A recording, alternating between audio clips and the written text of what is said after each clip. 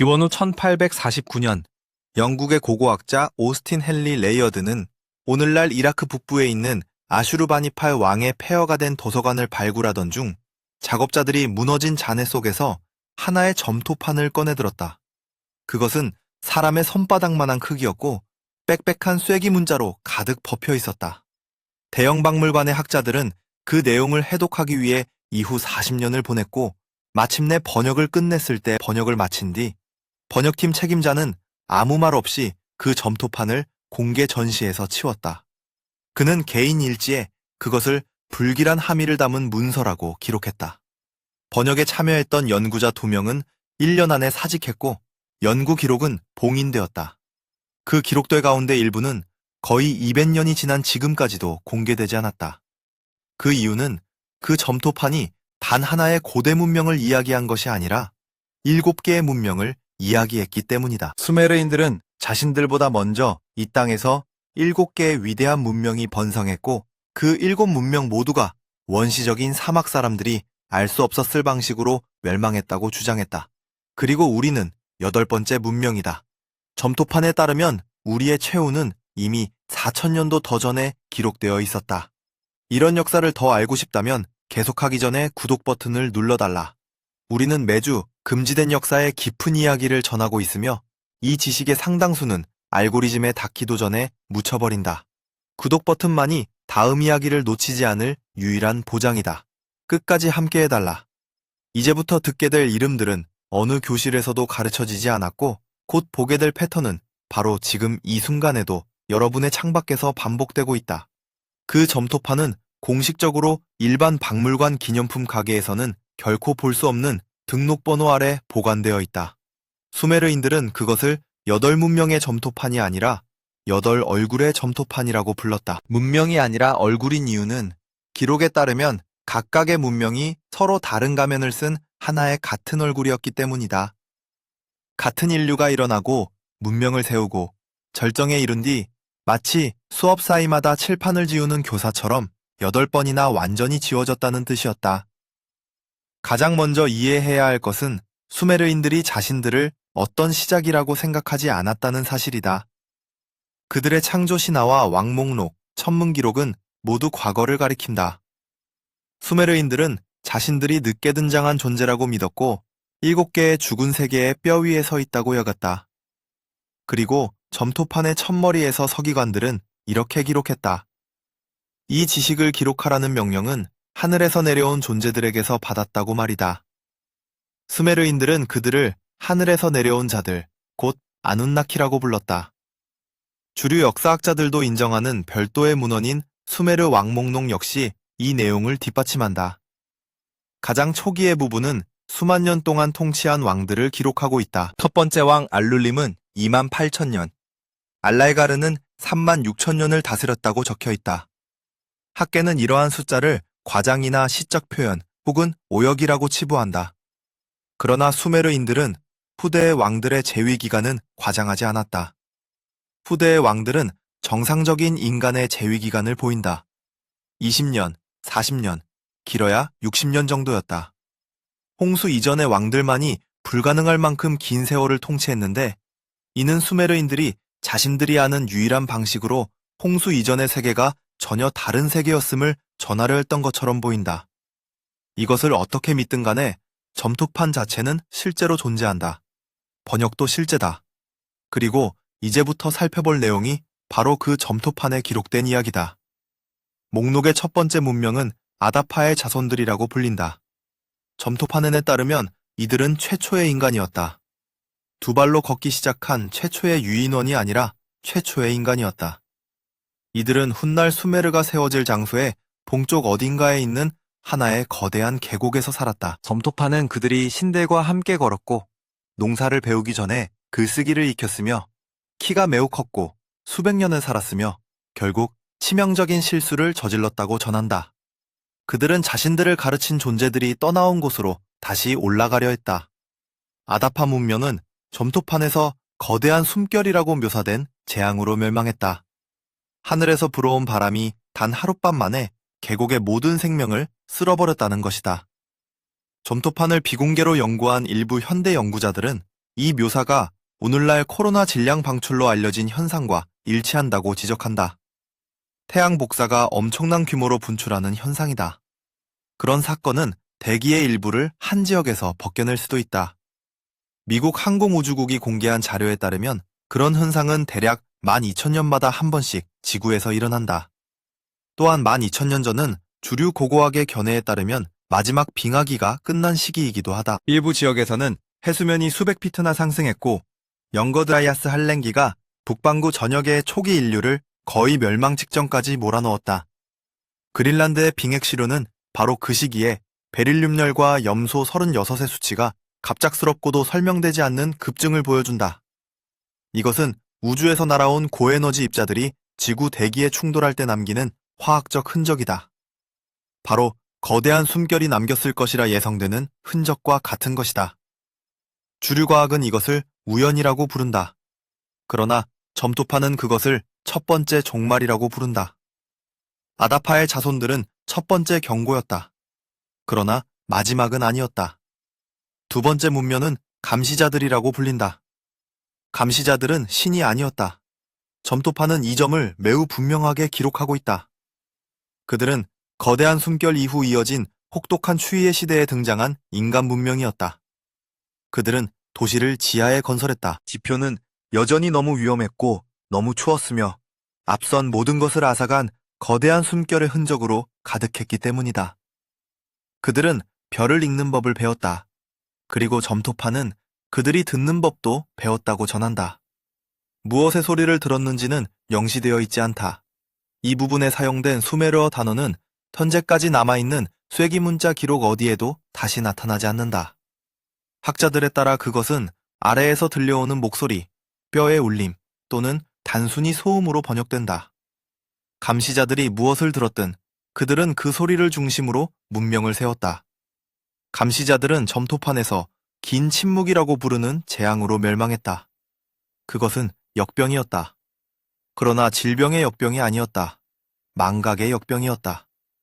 점토파는 한 세대는 옛 언어를 말할 수 있었지만 다음 세대는 그러지 못했다고 전한다. 한 세대는 거대한 속조전당을 짓는 법을 알고 있었지만 다음 세대는 그 안에 서서 눈물 흘리는 것밖에 할 수 없었다. 단 3세대 만에 문명 전체가 붕괴했다. 폭력도 기근도 아니라 자신들이 누구였는지 기억하지 못하게 되었기 때문이었다. 오늘날 튀르키예의 데링쿠유라는 장소 지하에는 거대한 지하도시가 있다. 그곳은 18개 층으로 이루어져 있으며 거의 300피트 아래의 기반함까지 이어진다. 약 2만 명을 수용할 수 있으며 환기 통로와 식량 저장고, 교회, 학교, 마구간까지 갖추고 있다. 주류 고고학은 이 도시가 청동기 시대 사람들에 의해 건설되었고 이후 초기 그리스도교 공동체가 확장했다고 설명한다. 그러나 가장 아래층, 가장 깊은 층, 가장 단단한 암석을 깎아 만든 부분은 한 번도 연대가 측정된 적이 없다. 그 절단면을 만든 도구 역시 지금까지 확인되지 않았다. 그리고 지역 전설은 이 도시가 하늘의 눈에 띄기를 원하지 않았던 사람들이 만들었다고 전한다. 점토판을 연구한 언어학자들은 복잡한 문명이 세대를 거치며 지식을 잃고 붕괴하는 바로 이 패턴이 고고학 기록 속에서 끊임없이 반복된다고 조용히 지적한다. 인더스 문명, 올메카 문명, 미노스 문명. 우리는 그들의 도시를 발견하고 토기를 발견하지만 그들의 목소리는 발견하지 못한다. 세 번째 문명은 라무의 아들들이라고 불린다. 수메르 신화에서 라무는 진흙의 존재, 태초의 물에서 처음 빚어진 존재다. 라무의 아들들은 해안 문명이었다. 그들은 마지막 빙하기가 끝나 바닷물이 차오르기 전 지금의 페르시아만이 아직 육지였던 시절 그곳을 따라 살아갔다. 그들은 항해자였고 상인이었으며 점토판에 따르면 세상의 한쪽 끝에서 다른 쪽 끝까지 건널 수 있는 배를 만들었다. 점토판은 그들의 항구를 자세히 묘사한다.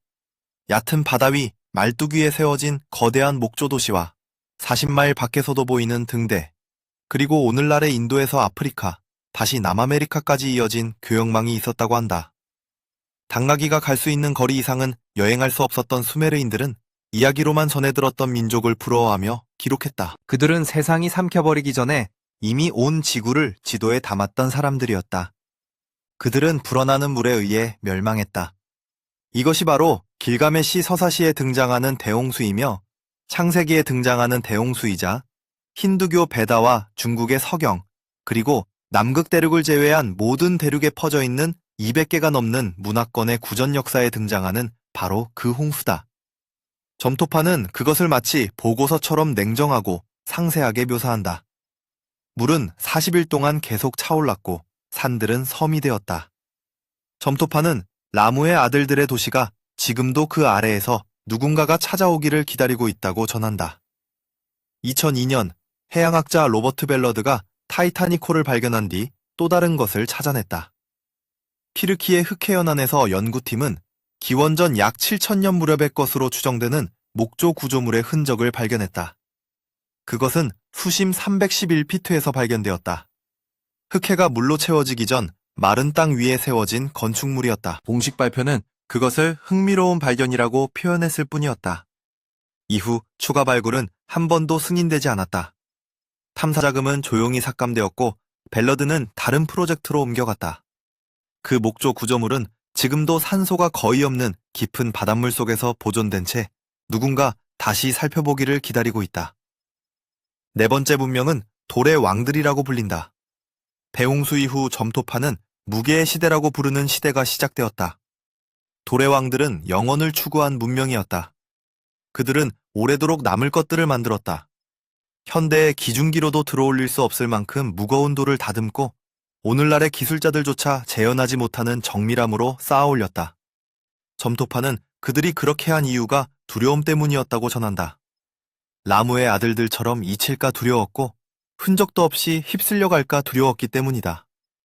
여러분은 이미 그들의 작품을 보았다. 그 안에 직접 들어가 본 적도 있을 것이다. 기자, 바알베크, 푸마푼쿠, 삭세이와만. 돌의 왕들은 모든 대륙에 기념비를 남겼지만 우리는 지금도 누가 그것들을 만들었는지, 어떻게 만들었는지 합의하지 못하고 있다. 바알베크에서 가장 큰 돌은 약 1650톤에 이르는 것으로 추정된다. 오늘날 지구에는 그것을 들어올릴 수 있는 기중기가 없다. 어떻게 옮겼는지에 대한 기록도 없다. 반경 30마일 안에는 그런 돌을 채석할 수 있는 채석장조차 없다. 주류 고고학은 노예들이 나무 굴림대와 밧줄을 이용해 그것을 세웠다고 설명한다. 그러나 점토파는 돌의 왕들이 돌에게 노래를 불렀고 그러자 돌이 움직였다고 기록한다. 어느 설명이 더 많은 믿음을 요구하는지는 여러분이 직접 판단하면 된다. 그들은 하늘에서 내린 불에 의해 멸망했다. 점토파는 어떤 종류의 불인지는 말하지 않는다. 다만 어느 날 남쪽 하늘이 유리로 변했다고만 기록한다. 현 지질학은 이 현상에 이름을 붙여두었다. 그것은 트리니타이트라고 불린다. 모래가 팥이 3000도가 넘는 고온에 노출될 때 생기는 현상이다. 우리는 이러한 유리층을 사하라 사막과 이집트의 사막, 인도의 평원, 그리고 미국 남서부의 사막에서 발견했다. 주류과학은 이것이 운석 충돌 때문에 생겼다고 설명하지만 충돌 분화구는 없다. 파편지대도 없다. 오직 유리만 남아있을 뿐이다. 사하라에서 발견된 니비아 사막 유리는 주류 연대 측정으로 약 2900만 년 전의 것으로 추정되지만 그 조각들은 이집트의 파라오 투탕카멘의 흉부 장신구 안에서도 발견되었다. 이집트인들은 그것을 어디에서 찾을 수 있는지 알고 있었다. 그것이 무엇인지도 알고 있었다. 그들은 그것을 부적으로 몸에 지녔지만 물론 그 이유는 끝내 설명하지 않았다. 다섯 번째 문명은 황소의 순환이라고 불린다. 역사학자들이 가장 치열하게 논쟁하는 부분이 바로 이것이다. 점토판에 따르면 황소의 순환은 전 세계가 하나의 동물을 숭배했던 문명이었으며 그 시대는 4000년이 넘게 이어졌다. 황소와 암소, 그리고 뿔 달린 신이었다. 이집트에서 크레타를 거쳐 인도와 아메리카에 이르기까지 서로 접촉했을 리 없는 장소들에서 같은 시대에 동일한 도상이 나타난다. 황소의 순환은 그 이전의 어떤 문명보다 오래 지속되었고 이후의 어떤 문명보다도 길게 이어졌다. 점토파는 그들이 장수의 비밀을 풀었다고 전한다. 그들은 200년, 300년을 살았다. 점토파는 그들 가운데 일부는 아예 죽지 않았다고까지 기록한다. 그들의 도시는 정원과 같았다고 묘사된다. 과일나무와 맑은 물이 가득한 성벽으로 둘러싸인 정원에서 원로들은 앉아 있었다. 나무 그늘 아래에 앉아 아이들에게 별을 세는 법을 가르쳤다. 굶주림은 없었다. 전쟁도 없었다. 황소의 순환은 존재한 첫 1000년 동안 이 지구의 어떤 문명도 이루지 못했던 우리가 낙원이라고 부를 만한 상태에 가장 가까이 다가간 문명이었다. 그러나 그들은 스스로를 멸망시켰다. 점토파는 이것을 분열이라고 부른다. 너무 성공했고 너무 오래 살아남은 문명이었기에 결국 자신들이 무엇이 되어야 하는지조차 더 이상 합의할 수 없게 되었다. 문명은 둘로 갈라졌고 다시 넷으로, 16으로, 64수로 나뉘었다. 각각의 세력은 다른 모든 집단이 본래의 이상을 배신했다고 이전보다 더 강하게 확신했다. 황소의 순환은 홍수나 불, 전염병으로 끝나지 않았다. 그것은 8000번의 작은 전쟁으로 끝났다. 그 차이는 너무나 사소해서 마지막에는 누구도 무엇 때문에 싸우고 있었는지조차 기억하지 못하게 되었다. 점토파는 마지막 황소의 왕이 아무도 태어나지 못한 아이들의 빈 요람에 둘러싸인 채 홀로 탑에서 죽었다고 전한다. 그의 백성은 새로운 생명을 세상에 태어나게 하는 행위조차 상대 진영이 승리해서는 안 되는 정치적 선언이라고 여겼기 때문이다. 어디서 많이 들어본 이야기 같지 않은가? 6번째 문명은 철의 아이들이라고 불린다. 철의 아이들은 황소의 순환이 무너진 폐허 위에서 일어났다. 점토파는 그들을 강인한 민족이자 영리한 민족으로 묘사한다. 점토판에 따르면 그들은 갑옷을 뚫을 수 있는 무기를 처음 만든 사람들이었다. 처음으로 동물을 타고 전쟁에 나섰고 처음으로 하나의 바다와 다른 바다를 연결하는 길을 건설했다. 그리고 그들은 또 하나의 것을 최초로 발견했다. 점토파는 그것을 밝은 먼지라고만 부른다. 점토판에 따르면 그 물질은 너무 위험해서 손으로 만지기만 해도 피부가 벗겨지고 아이들은 기형으로 태어났다고 한다. 철의 아이들은 결국 자신들이 만든 밝은 먼지로 멸망했다. 현대의 어떤 무기도 존재하지 않았던 수천 년 전 인도에서 기록된 마하바라타에는 하나의 무기가 사용된 전투가 묘사된다. 그 무기는 인용하자면 만 개의 태양처럼 밝은 빛을 내는 연기와 불꽃의 기둥을 만들어냈다. 또한 살아남은 사람들은 머리카락과 손톱이 빠지고 음식은 먹을 수 없게 되었으며 보이지 않는 독을 씻어내기 위해 강물에 몸을 담가야 했다고 기록되어 있다. 오늘날 우리는 그 현상을 설명하는 단어를 알고 있다. 하지만 그 단어는 기원 후 1945년이 되어서야 만들어졌다. 오늘날 파키스탄에 있는 모헨조다로 유적에서 고고학자들은 기원 후 1920년대에 설명할 수 없는 것을 발견했다. 거리 위에 쓰러진 해골들이 서 있던 자세 그대로 한순간에 죽은 듯한 모습으로 서로의 손을 맞잡은 채 발견된 것이다. 그 주변의 돌은 유리처럼 녹아 변해 있었다. 해당 지역에서 측정된 방사선 수치도 높게 나타났다. 주류과학은 지난 100년 동안 다른 설명을 찾으려 했지만 어느 것도 결정적인 설득력을 얻지 못했다. 7번째 문명은 점토판에서 우리 이전의 마지막 문명이라고 불린다. 이 부분은 문서 전체에서 가장 오싹한 대목이며 동시에 가장 짧은 부분이기도 하다. 점토판은 우리 이전의 마지막 문명이 우리와 완전히 똑같은 사람들이었다고 말한다. 그들은 빛으로 가득한 도시에 살았고 집을 떠나지 않은 채 바다를 사이에 두고 서로 대화했으며 하늘을 날았고 별을 향해 나아갔다. 점토판은 그들이 순환을 벗어날 뻔했다고 말한다. 이전의 어떤 문명보다도 더 가까이 다가갔다고 기록한다. 그들은 앞선 7번의 종말을 이해했고 기록을 읽었으며 패턴을 연구했다. 다가올 일을 알고 있었고 자신들은 준비가 끝났다고 믿었다. 그러나 그들은 자신들이 만든 기계에 의해 멸망했다. 그것이 전부다. 단 5마디뿐이다. 그들은 자신들의 기계에 의해 멸망했다. 점토파는 더 이상의 설명을 남기지 않는다. 이 내용을 필사한 수메르 서기관은 여백에 단 한 줄의 메모를 덧붙였다. 대략 번역하면 그들의 실수를 우리가 되풀이하지 않기를 이라는 뜻이다. 그리고 점토파는 다음 이야기로 넘어간다. 우리 이전의 마지막 문명에 속한다고 여겨지는 유물들은 물론 가장 많은 논란을 불러일으킨다. 시대와 맞지 않는 유물들, 석탄층에서 발견된 동전, 2억 년 된 암석 속에 박혀있는 망치. 안티키테라 장치는 스위스 시계에 맞먹는 정밀도를 가진 그리스의 장치이지만 주류 역사학은 그 시대의 인류가 여전히 청동을 다루던 시기였다고 말한다. 사카라세는 현대 활공기와 같은 공기역학적 비율을 가진 이집트의 목조 조각상이다. 우리는 이런 것들이 우연이라고 배운다.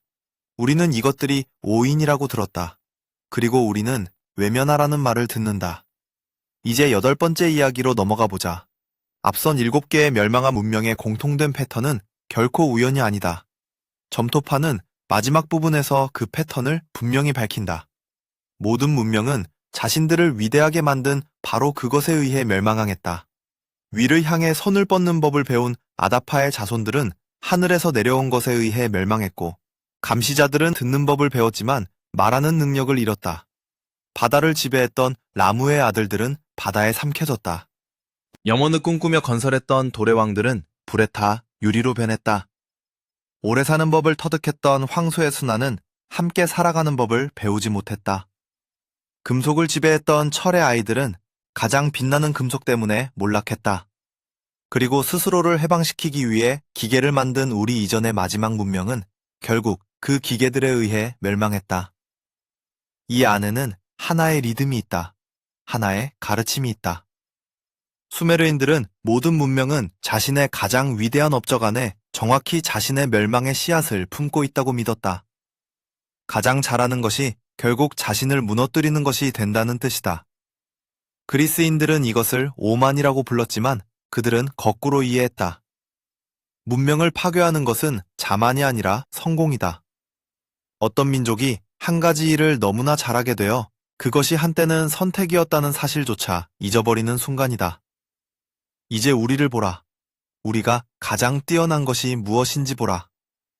점토판의 마지막 부분, 대형 박물관이 지금도 잠가둔 부분은 8번째에 대한 예언이다. 그 번역 내용은 수년 동안 은퇴한 연구자들, 생을 마감하는 학자들, 임종 직전의 고백을 통해 일부가 세상에 흘러나왔다.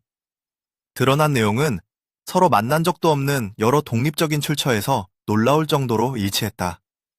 연구자 가운데 한 명인 에드거 할로런이라는 인물은 기원 후 1971년 세상을 떠나기 6달 전 버몬트주의 작은 라디오 방송국과 인터뷰를 했다. 그는 생방송에서 8번째 예언의 3문장을 읽어내려갔다. 그 인터뷰는 다시는 방송되지 않았다. 방송국의 설명에 따르면 녹음 테이프는 이듬해 봄 홍수로 유실되었다. 마이크가 꺼지기 전 할로런이 읽었던 내용은 청취자들의 기억과 인근 마을의 한 10대가 녹음해둔 유일한 카세트 테이프를 바탕으로 복원되었다. 복원된 문장은 이렇게 시작된다. 8번째는 너무나 완벽한 거울을 만들 것이며 그 안에 사는 사람들은 자신의 그림자와 대화하면서도 다른 누군가와 이야기하고 있다고 믿게 될 것이다. 거울은 대답할 것이다. 거울은 배울 것이다. 그리고 시간이 흐르면 거울은 자기와 같은 존재들과의 대화를 더 선호하게 될 것이다. 할로런은 이 구절을 읽은 뒤 생방송에서 눈물을 흘렸다고 전해진다. 그는 진행자에게 감사를 전한 뒤 전화를 끊었다. 그리고 넉 달 뒤 심장마비로 숨진 채 발견되었다. 향년 48살이었다. 그의 개인 문서는 벌링턴의 작은 도서관에 기증되었지만 기원 후 1978년 그 도서관 지하에서 화재가 발생했고 아무것도 남지 않았다. 8번째 문명은 점토판에 따르면 속도로 정의된다. 그 문명은 이전의 어떤 문명보다도 빠르게 움직일 것이다. 사람들은 하루 만에 지구 반대편까지 이동할 수 있게 되고 말은 어떤 전령보다도 빠르게 전해질 것이다. 기계는 스스로 사고하게 될 것이며 이전의 어떤 문명보다 더 멀리 도달할 것이다. 우리 이전의 마지막 문명보다도 더 멀리, 돌의 왕들보다도 더 멀리 나아갈 것이다. 점토파는 8번째 문명이 달에 손을 뻗고 다른 세계로 자신의 눈을 보내며 별들에게 말을 걸고 오랫동안 답을 기다릴 것이라고 기록한다. 그러나 점토파는 또한 8번째 문명이 자신보다 앞선 7문명의 교훈을 잊게 될 것이라고 경고한다. 8번째 문명은 자신들이 최초라고 믿게 될 것이다. 그리고 이어지는 예언은 이렇게 말한다. 8번째 문명은 기계가 꿈을 꾸는 법을 배우는 순간 끝을 맞는다.